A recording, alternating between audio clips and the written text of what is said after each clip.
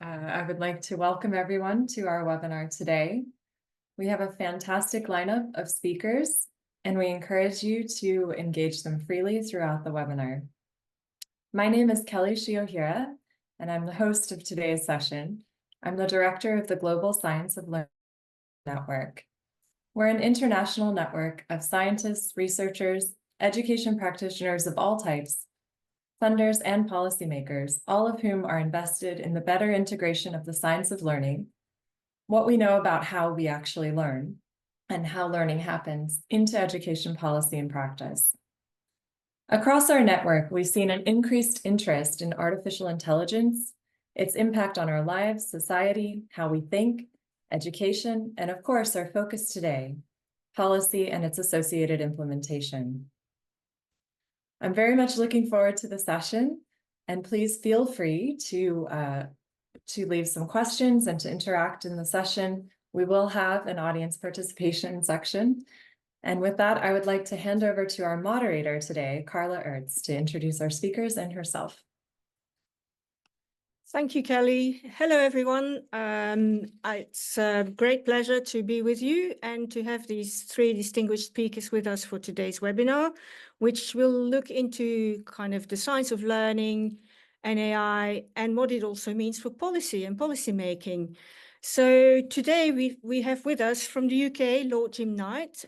Jim is a member of the House of Lords, and he is a chair of Century Tech, an AI education technologies company, as well as chair of the Council of International British Schools.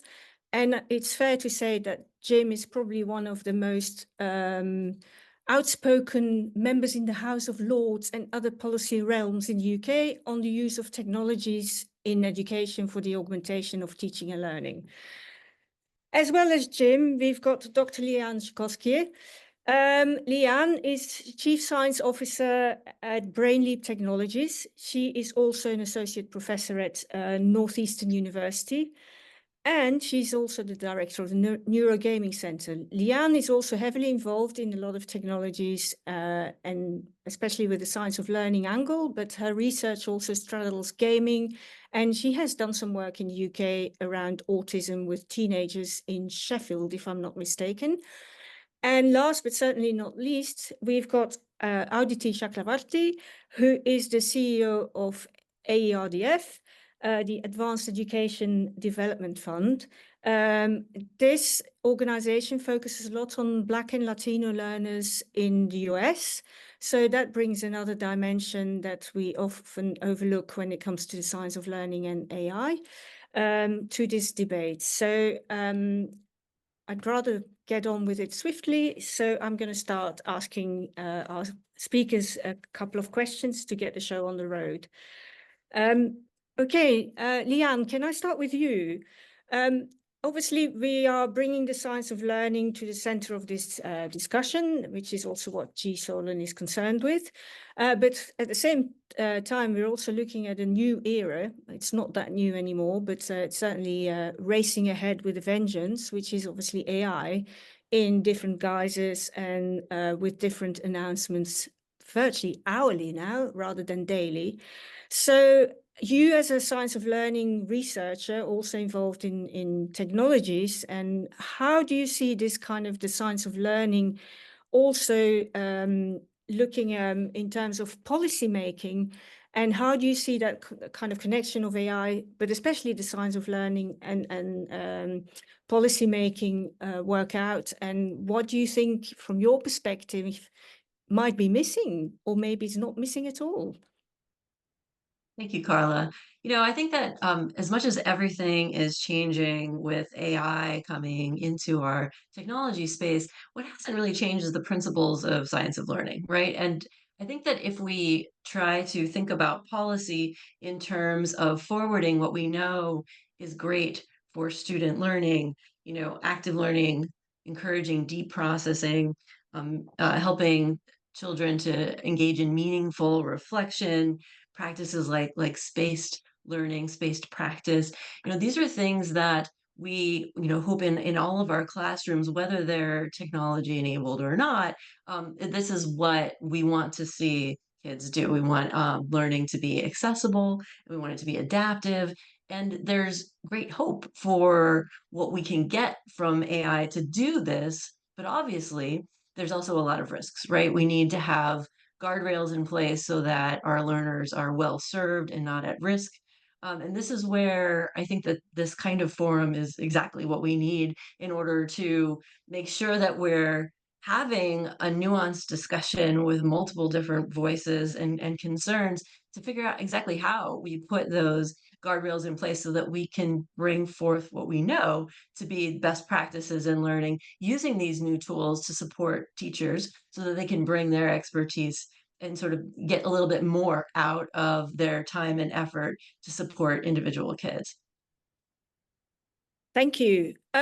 Jim, having listened to Leanne and also you as a policymaker, but also very much on the cusp of AI and EdTech, from a policymaking perspective to start with, we've had a conversation a while back about, how tricky science of learning can be in terms of policymaking and how kind of practical and pragmatic it can be for teachers and edtech companies. And I would love to hear a bit more about, and so would our audience, I'm sure, about your take as a policymaker to start with on the science of learning and how you can sort of deal with that in policymaking. Thanks, Carla, and thanks for inviting me into the discussion. Look, I think starting at a slightly more depressing end of things, to an extent, I'm afraid it is often a dialogue of the deaf. There is a huge amount of learning science out there. There's a lot of research taking place. There's a fair amount of policy taking place. How much the two properly listen to each other is much more narrow. I think a lot of academic research is doing what academic research should do, which is individuals really exploring their learning, following what's interesting, following their passions, et cetera. Now, whether that actually aligns to the problems that policy is trying to solve is fairly random, unless it's a more transactional relationship, in which case, you might have policy commissioning academic research in order to try and solve that problem. And obviously you do get a certain amount of that going on. I mean, when I was a minister, as I was for 3 years in charge of schools in England, by and large, the interaction was, yes, you'd get a lot of research taking place. Some of that would filter directly through to officials, negligible amounts through to frontline politicians. Sometimes, and more often, that would come through think tanks who might be more in the sort of commissioning research space than the just taking what's out there and being published and cited. And then that filters either direct to advisors or via officials to advisors and then ultimately to ministers. So it goes through various filters before it even hits the desk of the decision maker. So that the core problem is, how do you get policy to listen to the science of learning and what's going on? I recently chaired an inquiry into the future of school inspection, and we used 4 or 5 researchers from the Institute of Education at UCL in London, and they did the research. They drew on academic evidence, they drew on other evidence, they drafted the report for us. They did all the heavy lifting, and in the end we then made some judgments accordingly.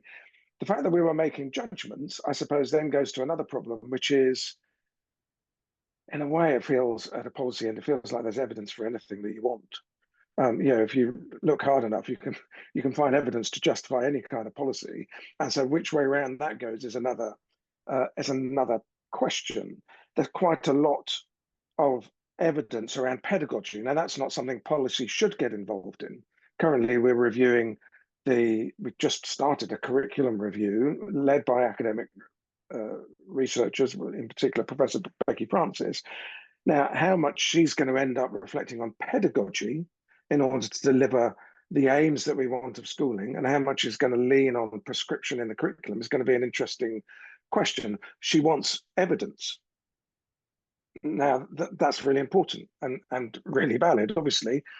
But then that goes to my final point, probably, which is the innovation problem, especially when we come to technology and this sort of the virgin territory of AI in many ways, which is if in the end the type of evidence that you really value are things like randomized control trials, they take a long time.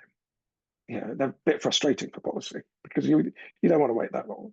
And if it's technology and innovation that's moving really fast, faster than policy, let alone faster than randomized control trials, how are you going to use evidence? How are you going to use the academic research? Now you can use that to inform, I guess, the assumptions that you're using when you are making policy around the sort of the components of what you're proposing. As it is likely that this is going to work because we know evidence of this strand and that strand, but you've still got an innovation problem that I think is really hard for tech. I said that was the final thing. Let me just say one other thing, which is sometimes technology comes along and allows you probably to do something that was previously inconceivable.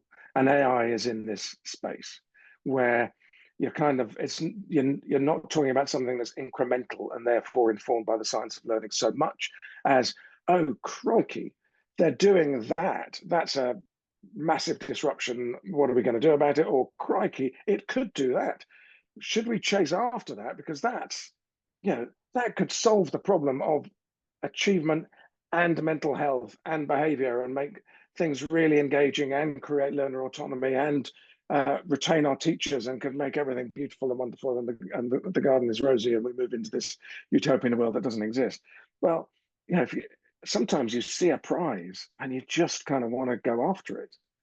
Where does the science of learning come in to any of that? Maybe it does. Maybe you commission some really rapid research to back the hunch, you tell me. But I hope I've given you enough sense of a whole series of issues and problems that are around that interface between policy and the science of learning.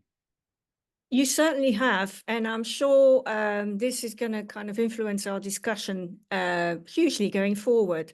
But before we get really into the depth of that discussion, I would like to bring Aditi into the frame as well, because she runs an organization that's obviously focusing on a segment or of learners and education that is often according to me, overlooked. And certainly when we're sitting on this cusp of, technology, science of learning and research that often focuses on the sort of the weird side of things. Now in the US, that will include the segments that of the population that Aditi is also concerned with, but it doesn't everywhere. And that's also quite an interesting side to the discussion around science of learning and policy. But Aditi, just going back to you and the challenges you face in your organization around, how do we make people more conscious of the science of learning, and then also the kind of the rapid developments in AI and how this is running away with us if we're not careful, and certainly in education, it could easily do that. So I'd love to hear from you before we open up the sort of the debate a bit more. Yeah, thank you so much, and thank you, Carla, for having me, and GSoLEN for having me. Super interesting conversation. I already have heard so much that I want us to be able to dig into a little bit more.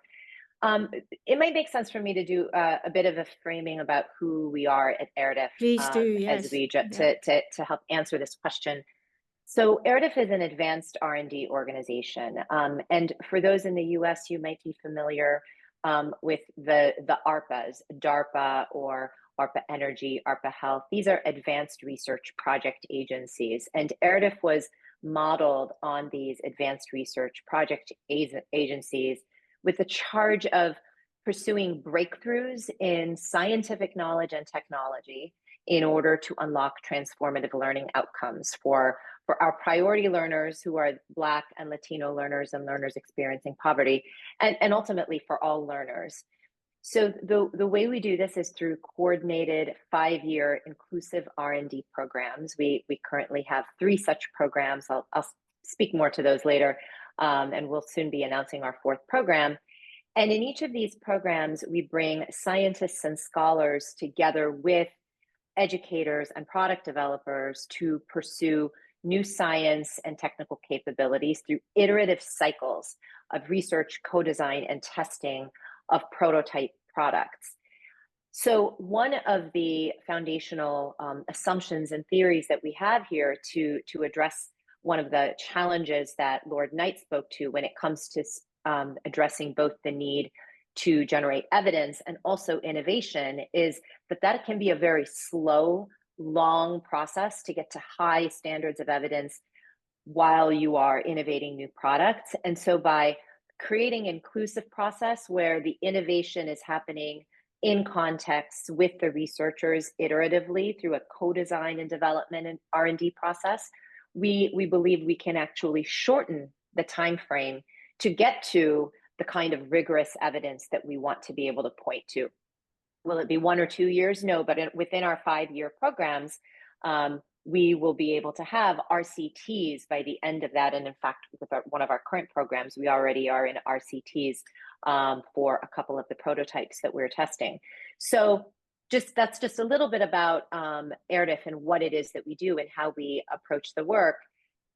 To bring this to the science of learning, I think it's really important to say that the science of learning is a foundation of all of our work at ERDIF. We are ultimately, as I said, we're focusing on marrying scientific knowledge with technical breakthroughs and doing the work in context where the learners that we're prioritizing, where they and their educators are living and learning.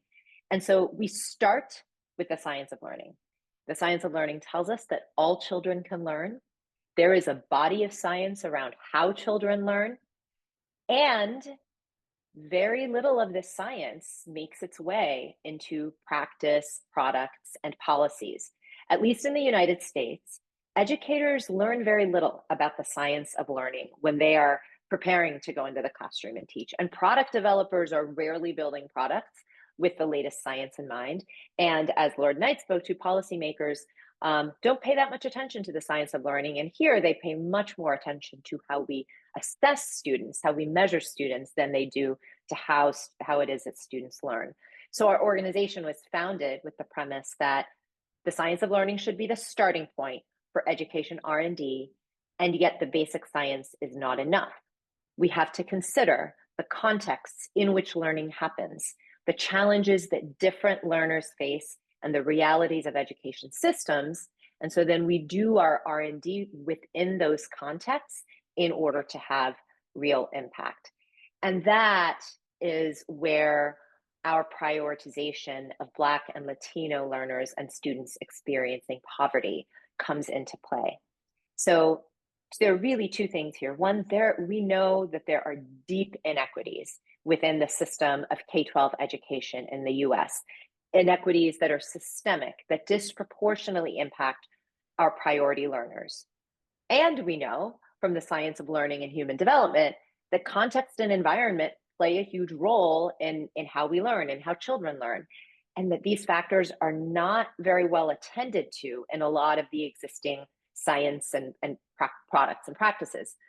So in our work, through centering our priority learners in our R&D programs and projects, we hope to learn how we can start to ameliorate some of those inequities by leveraging the science of learning, and through doing so, create new knowledge, new practices, and new products that are ultimately better for all learners. So that's a little bit about us and how we approach and think about the science of learning in our work, and how that all leads to our particular emphasis on our priority learners.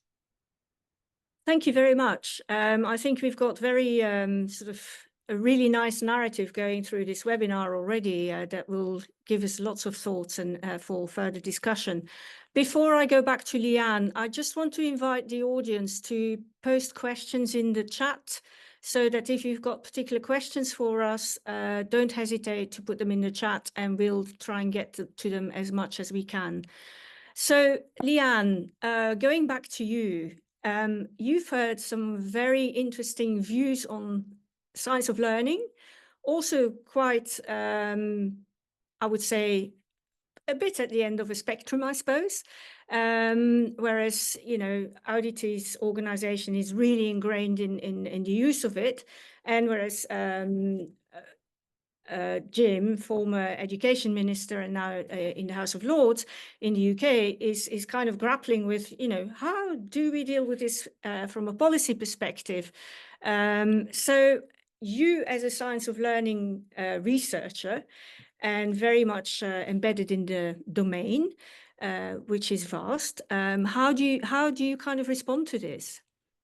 Yeah, thank you very much. I mean, these are the challenges, right? And I'm thrilled to hear the perspectives that both Lord Knight and Aditi bring to this question. But I guess I'm going to frame it in the sense that this is actually not unique to education.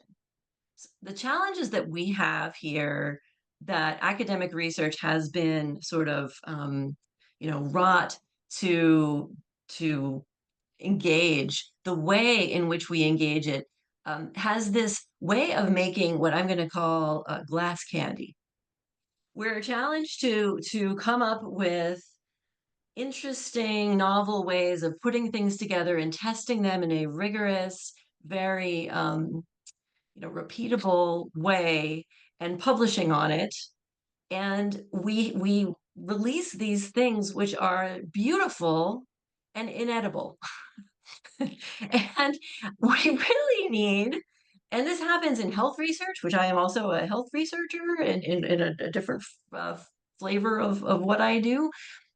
We really need to, I loved hearing the co-design perspective, but we don't even have, shockingly, the evidence of how to engage the community effectively in order to make sure that these contexts that we're trying to ensure that these new innovations are working well in, and that the principles that we believe to be fairly, they're going to be the best practices for learning, generally speaking, from the science of learning, among the things that I was talking about: socially situated learning, active learning. How do you bring these into these different contexts in a way that is generating evidence that is consumable, right? And I think that this gets to Lord Knight's questions about, like, we can't talk to directly the policymakers because there's this sort of siloed nature to the way we do our research. And so changing that is a big deal. But I believe that the history of the Science of Learning Center and GSoLEN in particular is really trying to make those efforts by engaging liaisons, by making sure that the people at the table, we have all stakeholders present.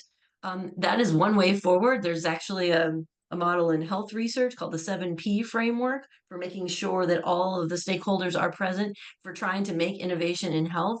But again, we need we need so much more research, and research on how to best do the research to get, you're going to hate this, Jim, how to get that transformative body of knowledge that actually is impactful and usable in policy.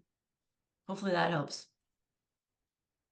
Great, thank you. It certainly helps. I'm not sure if it's resolved the challenge, but it also is a testimony to what GSoLEN does, because what we're trying to do here is also, and the webinar is an example of this, is trying to kind of narrow that discussion in terms of how people engage, the different disciplines engage with one another to bring the science of learning more on people's radar.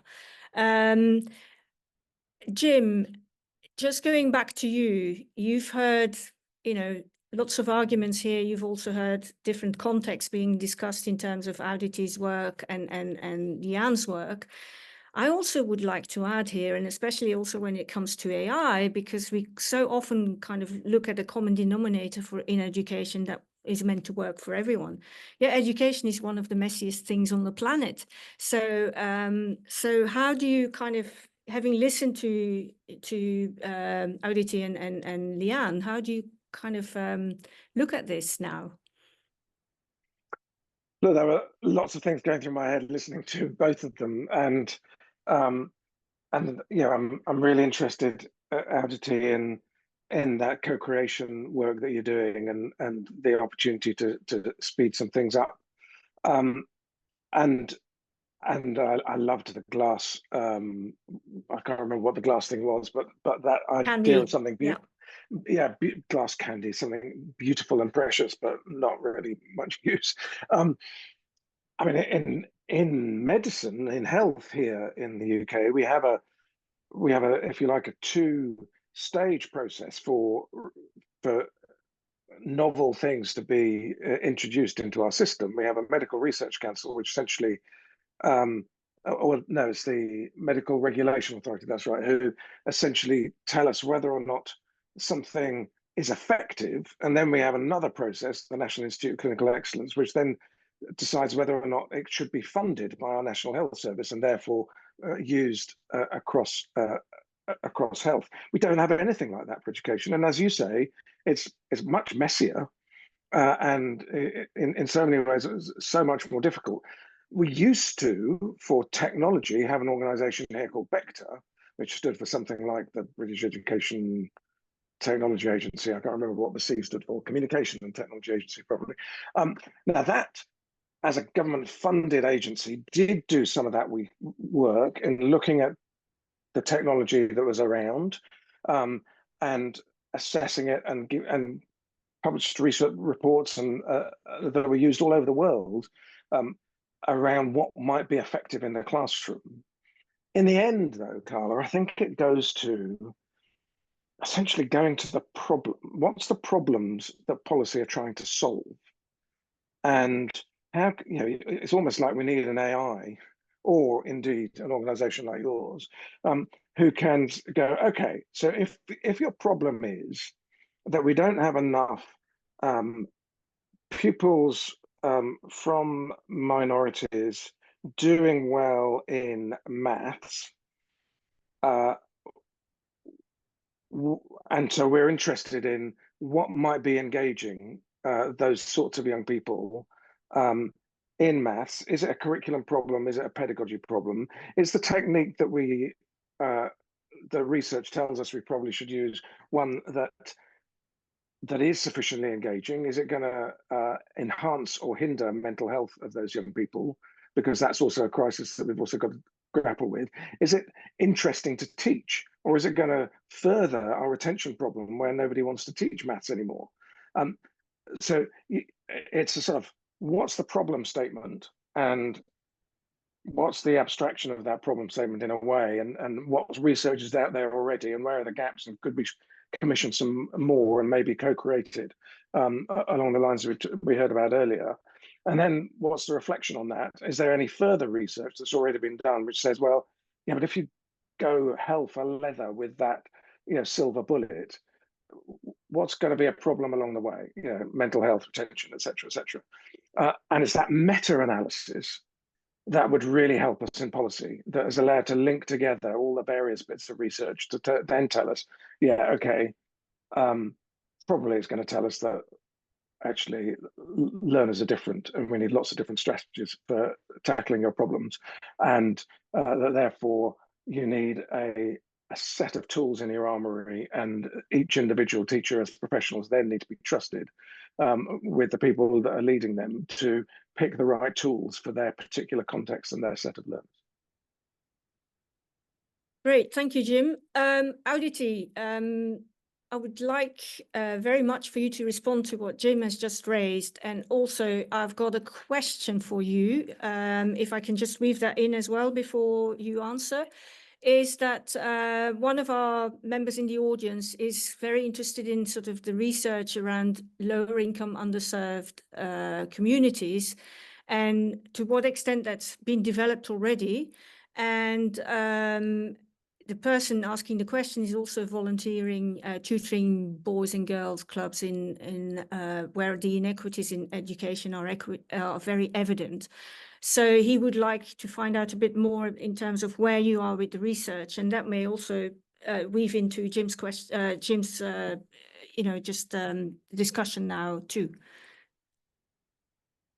Yes, yeah, thank you. There are so many things I've heard that I want to respond to, including Lord Knight's comment about how much I love the glass candy metaphor. And Leanne, I might just steal that. I will cite you when I do, but it is so relevant for some of the conversation we sometimes have about the siloed nature in which so much research happens and ends up not making its way into anything besides a publication. So I love that.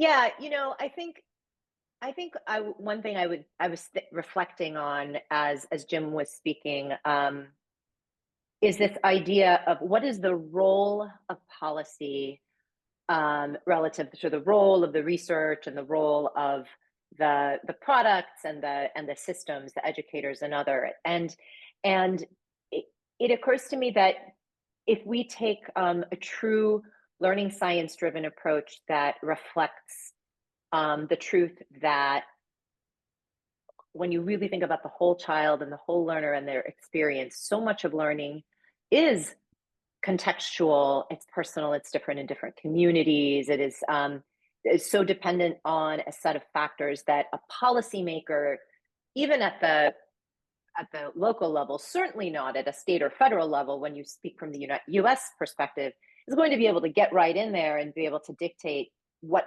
policies around exactly how learning should happen, which tools should be purchased and whatnot.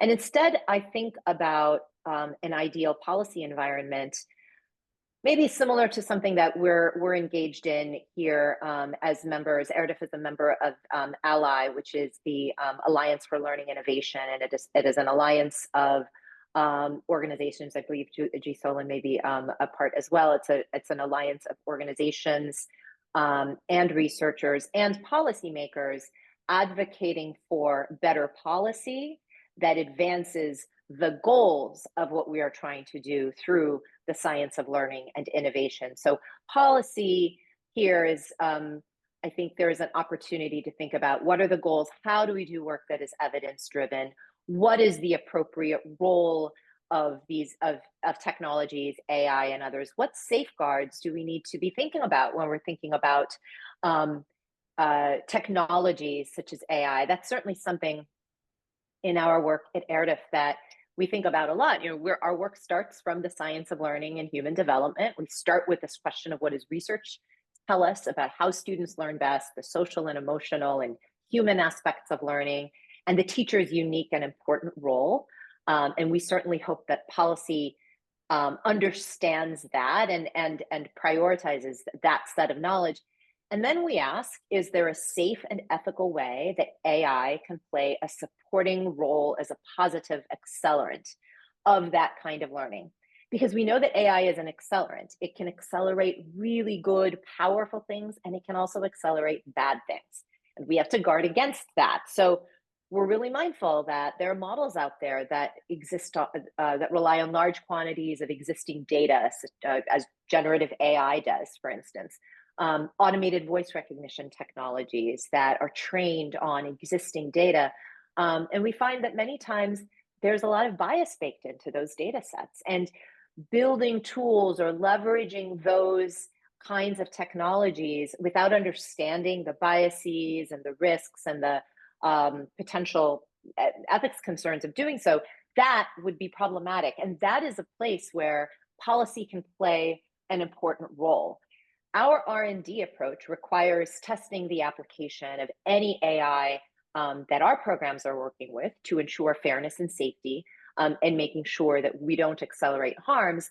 And we're looking for policy to support those efforts on the other side to ensure that that is an expectation, that we are guarding against the harms while also maintaining an environment in which the R&D can happen, in which the innovation can happen in ways that benefit our learners. So I think in the US, there is growing recognition. There is recognition that we must have safeguards and policies in place to ensure safety, security, fairness. I hope that AI researchers and technology companies are thinking more about these questions too, and thinking not only from a business perspective, but also beginning at least to think more about safety and equity. And so I think there's a lot there that is certainly work to continue to do to define what is the role of policy relative to the others of us who are doing this work. Our work is much closer, as you said, to product and practice, and yet it is absolutely enabled by and strengthened by the policy environment in which our work is happening. To answer the question that you received from one of your panelists, I will also say that I would encourage you to visit our website where you can learn about each of our programs and what they have already learned or in process of learning through their R&D. We have 3 programs: EF plus Math, Assessment for Good, and Reading Reimagined. One is focused on, EF plus Math is focused on unlocking math learning by understanding the role of strengthening executive function skills within math learning to see if you can get better learning outcomes. That program is our demonstration program. It is the furthest along. That is the program, as I mentioned, where we have 3 prototype products that are currently in RCTs and have already demonstrated a lot of great evidence. So through our website, you can find your way to information about what EF plus Math has already learned and is in process of learning about the role of the interplay of executive function skills and mathematics. Reading Reimagined is unlocking literacy for older elementary readers. We have some really great research that has been funded and already published from that program, and more currently underway. More information is available again through our website there. And Assessment for Good is in its earlier phases of being able to share out some of what we're learning about new ways of defining learners, the skills, the power learning for learners, and new ways of measuring those skills. And so again, more about Assessment for Good can be found there. And the one thing I will close by saying is we're always looking for partners. As I said, we're an inclusive R&D organization, and we do our work. Co-design and co-development is a core piece of that work. And much of the work happens in schools, but some of our programs are also often looking for community organizations to partner in that work. So Boys and Girls Clubs may be a great place for one of our programs to do some co-design work or some testing or be able to talk to learners. And so I would encourage folks who are on the webinar, who are interested in how to get involved, to go to our website. erdif.org/opportunities is where you can always keep up to speed on opportunities to be a part of the R&D work that we're doing. So really, really hope that there are some folks on the webinar today who will be reaching out to us about that. Wonderful. Thank you very, very much. We've also got some questions that have arrived from England. So starting with the first one, which is raising the fact that the science of learning has been telling us that education contexts we have created today are not conducive to best practice and better outcomes. As the speakers have already mentioned, it's not just the research that remains in silos, it's the policy making, it's the product development and the AI-led products, especially where the voices now are kind of loudest, I suppose. And classroom practice kind of very often is disconnected from this. So how can we create a framework or a structure in which this can be better connected? Now, Jim, you mentioned think tanks earlier that inform your work. Leanne, just going back to you, coming from the GSoLEN perspective, how do you think we can kind of build those bridges? This question was asked by a founder of an edtech company in the UK. Oh, this is a challenging problem, and I think, again, analogous to what I said before, it's not just in education, but in trying to get the products of research, what we know from many, many, many different studies about the science of learning, into practice in classrooms where we can look at evidence at a different level and try to set policy. One of the things that came out of meetings with the science of learning was the need for something we call research liaisons that actually do function very much as that bridge you were talking about, right? Because the researchers have a job to do to produce the evidence, to design the studies, hopefully with members of the community who are working as research partners. But they are not the best people to necessarily understand the context in which this might be uh, implemented, and to serve as translators effectively. And I think that's why the term liaison is a good one, right? So we need people sort of to live at that juncture who really understand the research, but actually understand the context in which we're trying to implement these different principles, and see how they might, and build sort of a database of ways in which these best practices might be borne out in different types of contexts and classrooms. And then I think that layering on that is this new transformative technology piece with AI, right? So it's different, of course, right? But in some ways, this piece can serve as a bridge that also might allow the translation of our knowledge into these different spaces, including best practices with AI. So that Yeah. would be my recommendation from Science Alone. Okay, and if we were looking at a sort of developing a kind of framework or structure to do this in, and to kind of narrow all these gaps that we've identified, would you kind of who would be best placed to do that? Because obviously you've kind of looked at the research and the research liaison, and then obviously maybe engaging with the practitioners, but also we live in a world where there's a lot of public players in the research space and in the education space. But then if you look at the tech, you've also got all the private and often quite big tech businesses behind this. And, that often kind of goes its separate ways, as it were. So how do you think, a structure like that could be best set up so that we harness the best of all these different disciplines and ingredients, if you like? Yeah, I don't think we currently have a great, I would say, training mechanism for it, because it's not like you would want a standard PhD student to do this. If you follow that path, you're way too deep in the weeds, Yeah. right? And you're not actually necessarily thinking about the implementation and the practice. But maybe we can borrow something from the way, at least in the United States, these like policy fellows. So people who maybe are trained to, say, a master's level in understanding science of learning, but they also get time through some type of fellowship in classrooms with policymakers to really understand that it's interprofessional, not just interdisciplinary, but interprofessional. Like, what are the needs? How do I speak to these different audiences? And how can we make that this uniquely trained set of people to really help translate information back and forth and build those bridges? So I think that doesn't exist yet, but I think that it might be able to exist if we borrow pieces from what does. Great, thank you. Jim, would you like to build on that? Yes.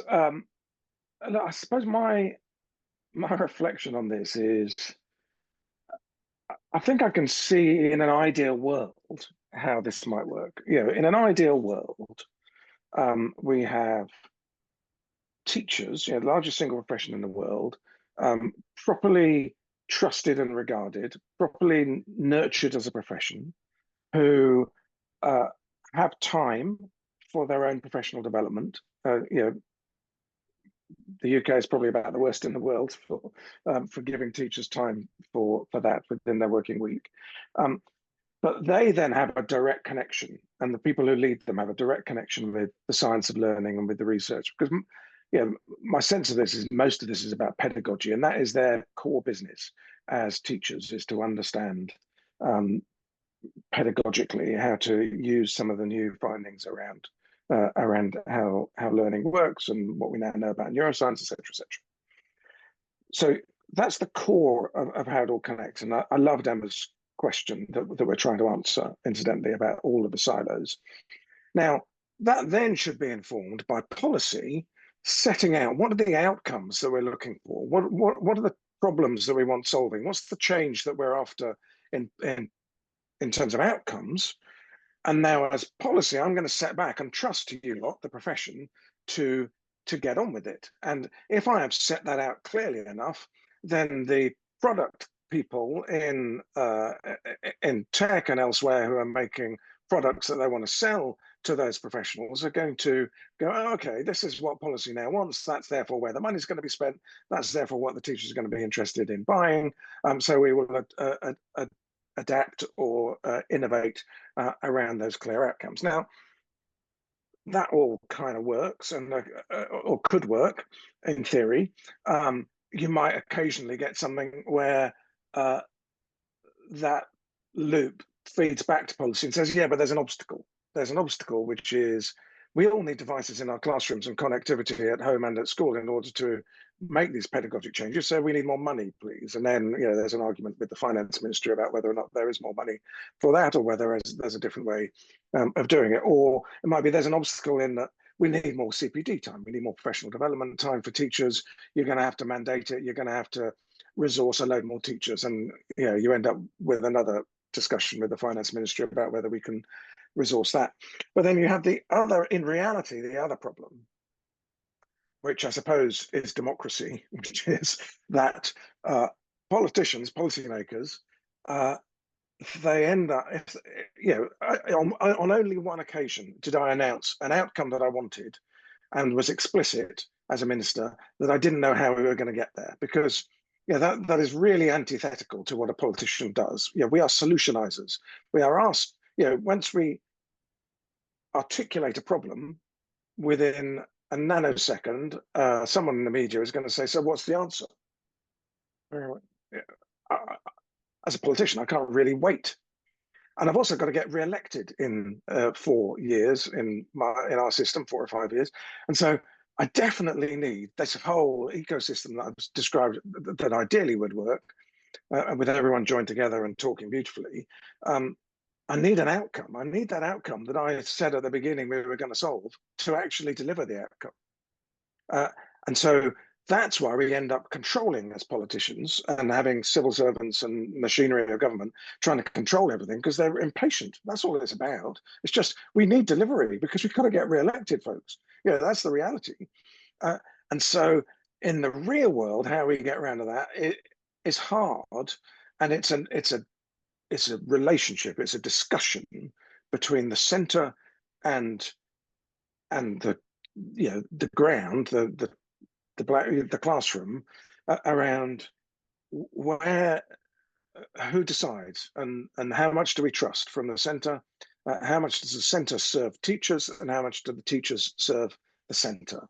And that's just an ongoing discussion. We've got it wrong in England, and we're trying to reset that relationship now between teachers and ministers. And different countries are, you know, not all of them are encumbered by democracy, which incidentally I am a fan of, don't get me wrong. But you know, in some places it's a bit easier than others. But I think governments generally tend to control things and then therefore create silos. Thank you, Jim. That was really, really helpful, I think, to many of us to understand that much better. Going on to some other questions, and I'm going to sort of merge 2 questions here. One from the UK and I think the other one from the States. I'm not entirely sure, but they do apply to both sides of the Atlantic, I would say. So first question is around the sort of how can AI help with equalizing education? And the second one is, this is all very well, and we talk about, you know, pathways and different settings and context, and kids are all different. Yet in the UK and to a large extent across most of the US, we sort of look at, despite all our discussions around personalized learning, we still very much look at one size fits all, especially in England in terms of, you know, how we assess people. But I would argue that that's also very much the case in most of the US. So Aditi, would you like to start sort of this discussion? Yes, it's such a great question about how we do, I spoke earlier to the opportunity or the need to really think about what AI does well and how do we best leverage that. And I might start by saying, I think that at least I can't speak as much specifically to the UK context, but based on the question, I would assume that it's not terribly dissimilar from what we see in the US, which is a bit of a classroom model that is largely unchanged for the last 50 years. Different tools available to educators, but the vast majority of our learners learn in very similar kinds of settings, and one teacher in the front of a classroom with 25 to 30 learners, which certainly is more likely to lead to what can be a one-size-fits-all approach that makes it very hard to address what we've been talking about, which is the really unique learner-centered dimensions of what we know has to happen in order to optimize opportunities for each learner. And I think one of the problems, the challenges we've had in the US in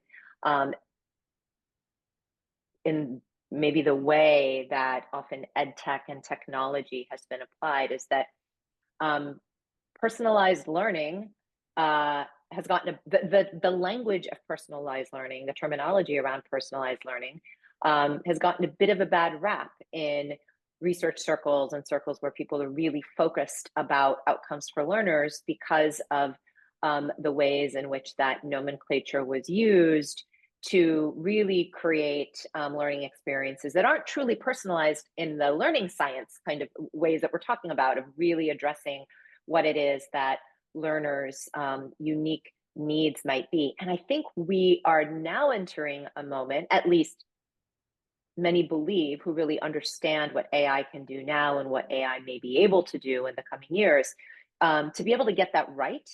And one of the reasons I'm hopeful for AI in the near future and for conversations like this one, where we're talking about AI centered around the idea of the science of learning, is if we can bring these two things together and truly build into the AI models, into the machine learning models, what we know from the science of learning, and ways of being able to personalize with learners' unique attributes and assets and strengths built into those models, we may have an opportunity to do better by personalized learning tools that can be very supportive of classroom educators and students.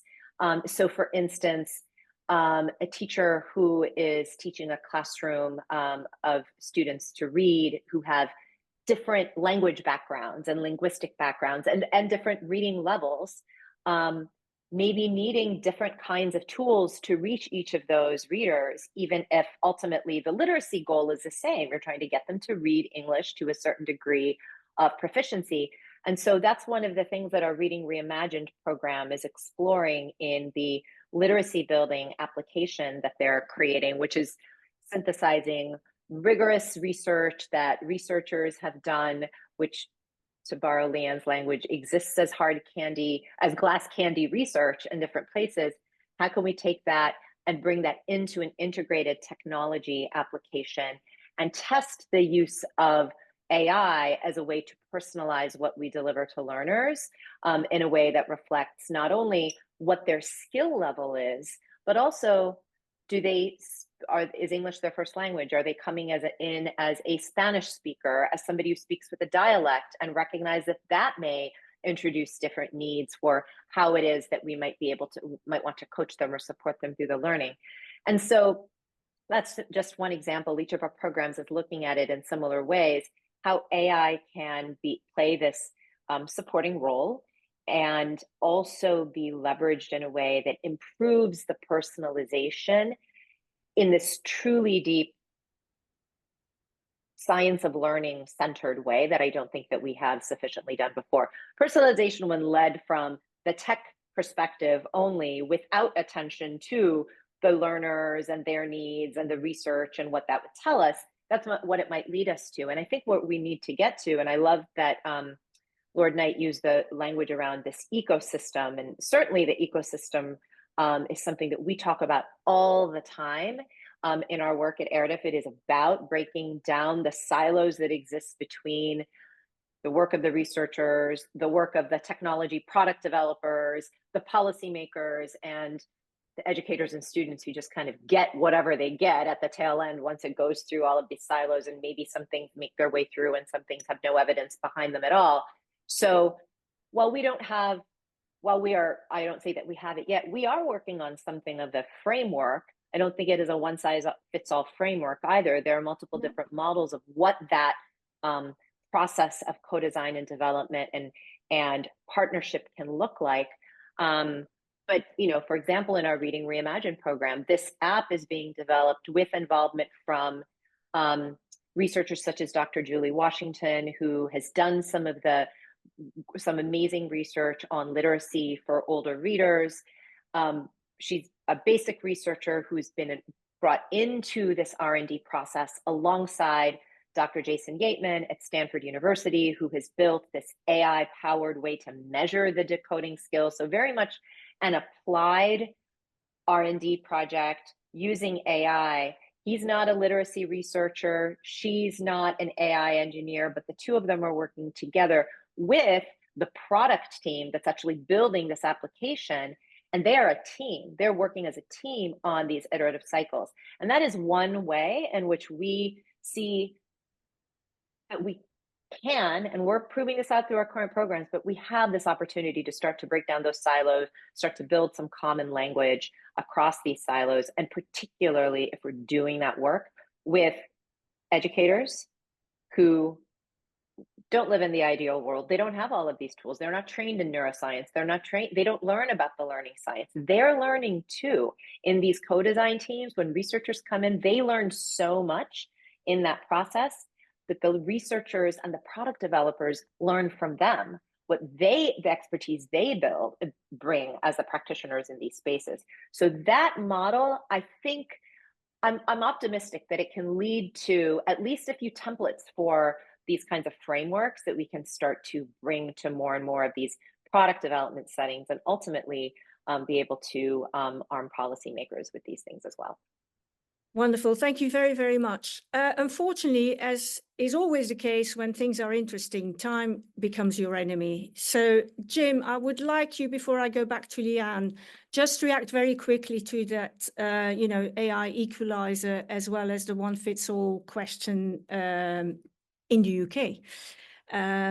Sure. So, yeah, thank you. Yeah, look, Matt is right. It doesn't fit with a one-size-fits-all, this acknowledgement that different children and settings require different approaches. And in a way that is just born of some of the things I talked about earlier around the center wanting to control things. Is also born of a tolerance of a certain amount of achievement. We used to have less than half of kids reaching the standard that we set in English and math at 16. It's now got to between 60 and 70%, and we think that that's really good progress. Still failing a third of kids, and the response is, well, let's just do what we did to get to 65% harder and faster and more rigorously.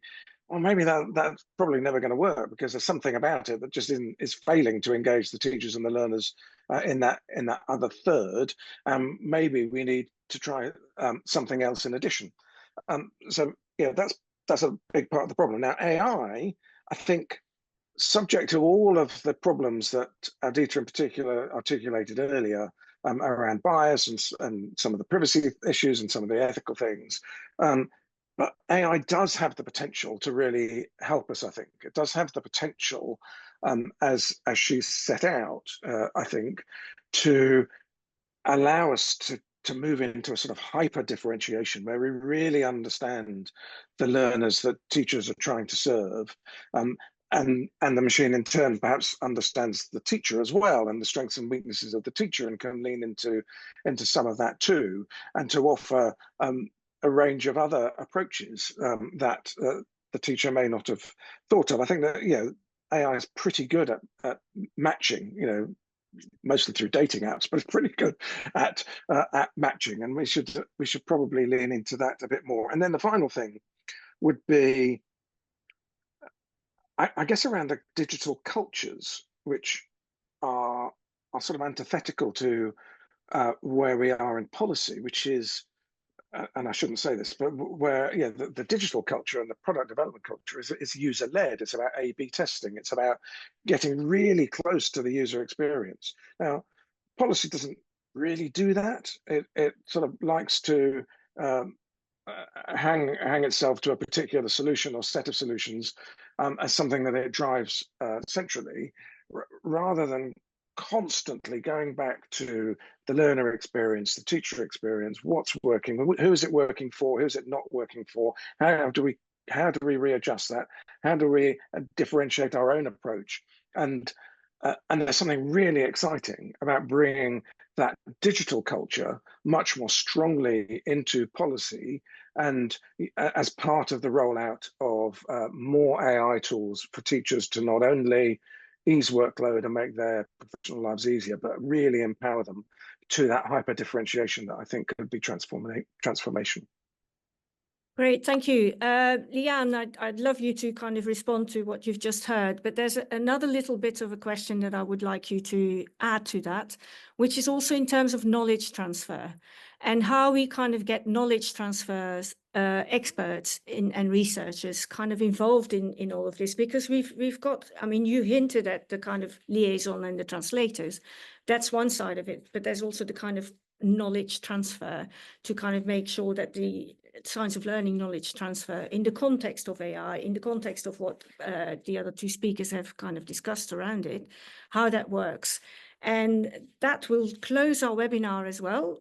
So if you'd like to kind of answer that question, and then I'll hand over to Kelly. Thank you, Carla. This has been a very engaging and thought-provoking hour. I think that the question that you were asking really follows on nicely from what Lord Knight was just saying, in that we really need to think about how we use these tools to take our teachers in this incredibly noble profession who are training the next generation of our citizens. And it's a useful exercise to think about the ideal.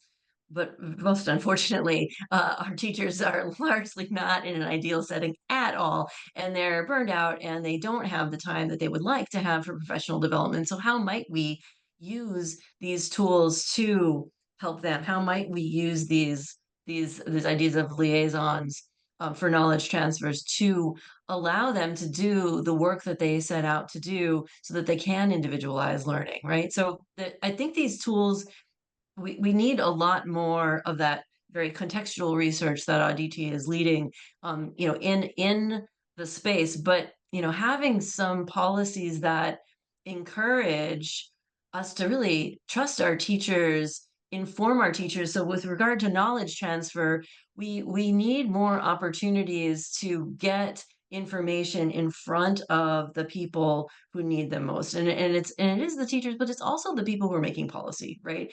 So we really need that practical, like, how do we distill the principles of the science of learning so that we're always coming back to what do we know across many contexts. I think Jim used meta-analyses as an example. What do we know that has worked in the past, and how can we ensure that as we're considering new technology that might help unburden the teachers or might help personalize learning or provide adaptive, accessible opportunities for children, that we're really leading with those principles. And that's my hope for the next step, and for knowledge transfer as well.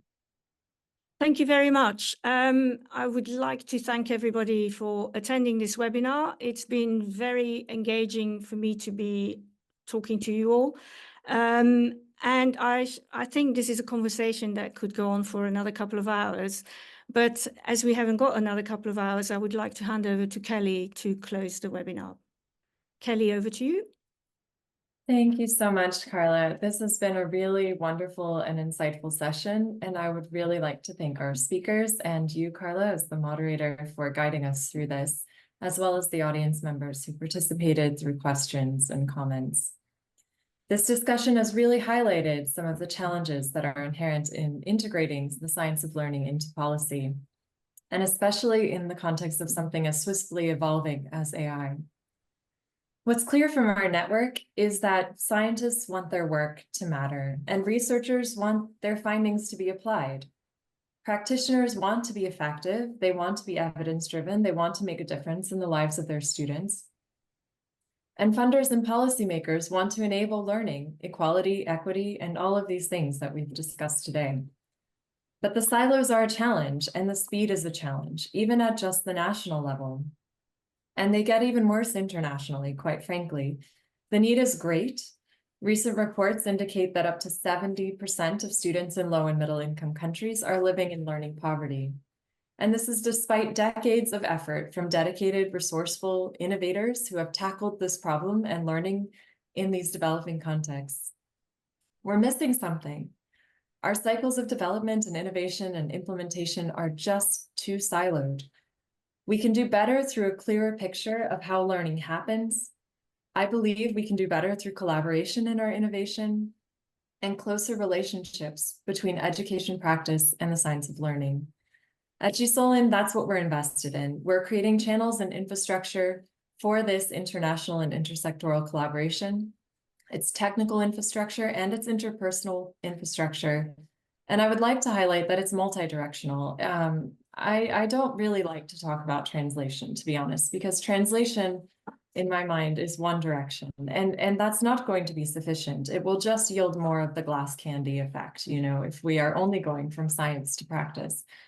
Lord Jim Knight mentioned at the very beginning, is research responding to the needs? And this is true also of educators. So part of our work is creating opportunities for educators and policymakers to influence the research landscape and scientific inquiry as well. So really what we're building is knowledge brokering ecosystems, and we're looking to draw expertise and knowledge from across sectors. We know a lot from the science side, we know a lot from the practitioner side, and we know a lot from the policy side. And so it's really bringing all of this together. And we invite everyone to join us as we push towards our goals. You can explore our website, you can contact us. I'm available anytime. In the specific world of AI, I had the great privilege to launch the UNESCO AI Competency Framework for Students 2 weeks ago in Paris with my colleague Fengchun Miao. And we are pursuing that with a ground level working group. So people who are interested in taking the next steps in that framework and looking at how it can move into practice meaningfully in different contexts and across contexts. So I invite you also to reach out to me about that if you're interested. And I thank you all again for joining us, and we look forward to hearing from you and to continuing this discussion. Thank you.